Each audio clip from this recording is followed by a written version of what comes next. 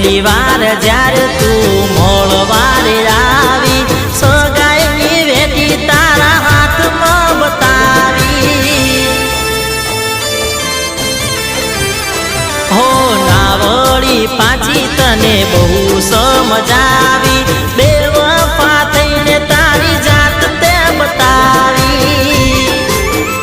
હો બહુ કરે તારી પાછળ મેં તો ખર્ચા હવે કેમ કરો છો કઠણ તમે કાળજા બહુ કરે તારી પાછળ મેં તો ખર્ચા હવે કેમ કરો છો કઠણ તમે કાળજા